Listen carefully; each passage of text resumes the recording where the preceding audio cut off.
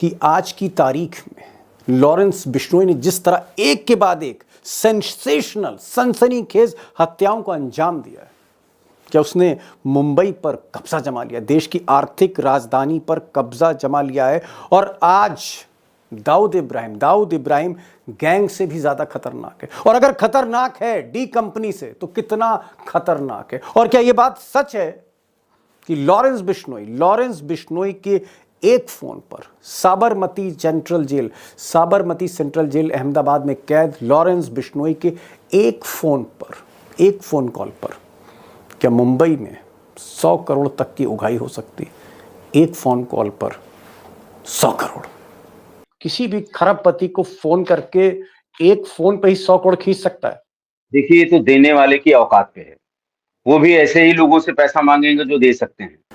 दोस्तों, आज के इस वीडियो में आप कई खुलासे सुनेंगे, खासकर लॉरेंस बिश्नोई के जो ऑपरेशन है, उसका जो नेटवर्क है, उस नेटवर्क में कितने शूटर हैं, जानकर आप हैरत में पड़ जाएंगे। और इस गैंग पर पिछले कई समय से एक शख्स काम कर रहा है। उस शख्स का नाम है राजेश पांडे, आईपीएस ऑफिसर, जिनको आपने अभी सुना।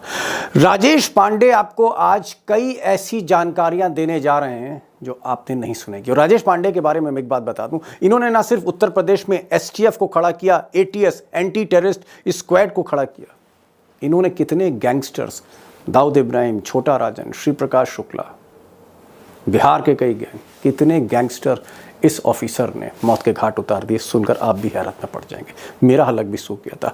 तो आज राजेश पांडे कई खुलासे करने जा रहे हैं और उसमें हमारा फोकस रहेगा कि क्या वाकई बहुत गंभीर थ्रेट परसेप्शन है पप्पू यादव को, और पप्पू यादव अब कैसे बच सकते हैं, क्या एहतियात बरतने होंगे। सलमान खान को लेकर अगला वार क्या करने जा रहा है लॉरेंस बिश्नोई। और लॉरेंस बिश्नोई के पीछे जो गैंग है, जो एक कॉर्पोरेट कंपनी की तरह चलता है, अगर हम राजेश पांडे आईपीएस ऑफिसर की माने, एक कॉर्पोरेट कंपनी की तरह काम करने वाला ये जो गैंग है, इसके पीछे असली ताकत कौन है, आज बिल्कुल भी आपका समय नहीं लूंगा और इस वीडियो को प्लीज आप आखिर तक सुनिएगा।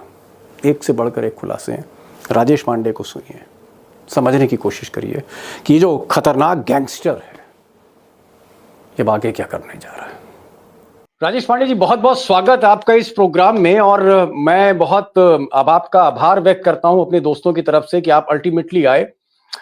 35 साल से ज्यादा का आपका करियर है और मुझे लगता है कि राजेश पांडे ने ना सिर्फ बिहार के माफिया से आप टकराए, उत्तर प्रदेश के माफिया से आप टकराए, श्री प्रकाश शुक्ला को आपने एनकाउंटर किया, दाऊद इब्राहिम के कई शूटर्स को आपने एनकाउंटर में मार गिराया, छोटा राजन के लोगों को पकड़ा, बबलू श्रीवास्तव पे काम किया है, टेररिस्ट पर काम किया है। और मुझे ऐसा लगता है पांडे जी कि आज की तारीख में अगर अंडरवर्ल्ड को कोई गहराई से समझता है तो उस शख्स का नाम राजेश पांडे आईपीएस ऑफिसर है। शायद आपने, जो मेरी जानकारी है, तकरीबन 60 के आसपास एनकाउंटर किए उत्तर प्रदेश में, आपने रिकॉर्ड बनाया, 60 एनकाउंटर आपने किए अब तक।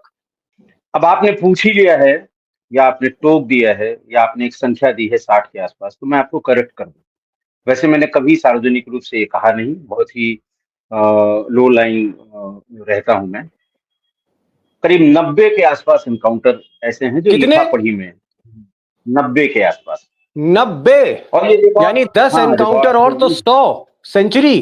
जी जी, ओ माय 90 गॉड, के आसपास 90 एनकाउंटर, 90 गैंगस्टर्स को, जिसमें श्री प्रकाश शुक्ला, दाऊद इब्राहिम, छोटा राजन, इस तरह के खौफनाक गैंगस्टर, गोलियों से छाती छलनी कर दी राजेश पांडे ने, मौत के घाट उतार दिया। चलिए थोड़ा सा हलक सूख रहा, पानी हल्का पी लूं मैं जरा।